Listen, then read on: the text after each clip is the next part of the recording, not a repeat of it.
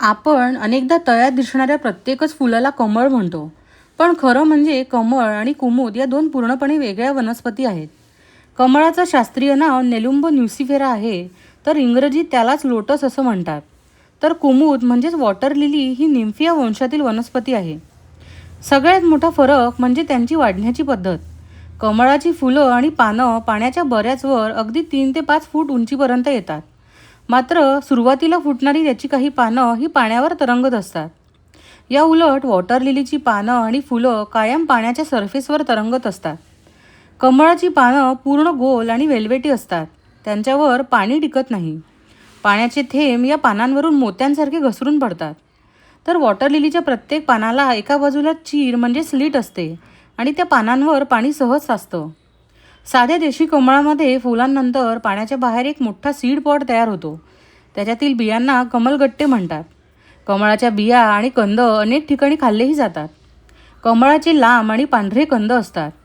Water लिलीमध्ये मात्र seed pod हा पाण्याखालीच तयार होतो.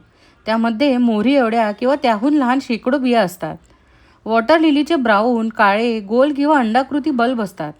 हार्डी वॉटर लिलीचे थोडे लांब ब्राऊन ट्यूबर्स असतात. अनेकांना वाटतं की मखाणा म्हणजेच कमळाच्या बिया, पण ते चुकीचं आहे. मखाणा कमळापासून मिळत नाही, तर तो वॉटर लिलीच्याच परिवारातील युरेल फेरॉक्स या वनस्पतीपासून मिळतो. तसेच इतर बहुतेक वॉटर लिलीच्या बिया या खाण्यायोग्य नसतात. कमळाची फुलं फक्त दिवसा उमलतात, रात्री उमलणारं कमळ नाही.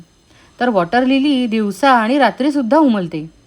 परंपरागत संस्कृत आणि मराठी नावांनुसार दिवसा उमलणाऱ्या वॉटर लिलीला कुमुद, तर रात्री उमलणाऱ्या वॉटर लिलीला कुमुदिनी असं म्हणतात. नैसर्गिकरित्या कमळ फक्त पांढऱ्या आणि गुलाबी रंगातच आढळतं. आजकाल हायब्रिड कमळामध्ये पिवळा, लाल अशा रंगांच्या छटाही उपलब्ध आहेत. वॉटर लिली मात्र पांढरा गुलाबी, लाल पिवळा, निळा जांभळा अशा अनेक रंगात आढळते. आणि शेवटी एक इंटरेस्टिंग गोष्ट, पुरातन संस्कृत ग्रंथांमध्ये आणि आपल्या साहित्यामध्ये अनेकदा नीलकमल असा उल्लेख आढळतो.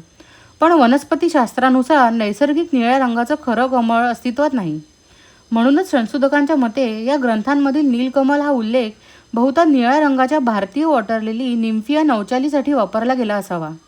म्हणजेच आज आपण ज्याला ब्लू वॉटर लिली किंवा निळं कुमुद म्हणतो, त्यालाच पूर्वी अनेक ठिकाणी नीलकमल असं संबोधलं गेलं असावं.